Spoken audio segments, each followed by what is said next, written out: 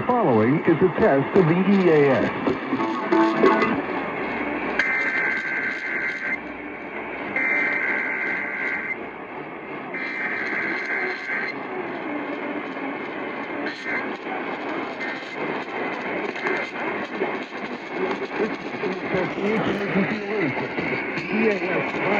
Emergency warning. This station serves the extended Pittsburgh operational area. This concludes this EAS test. Right now, the health and financial security of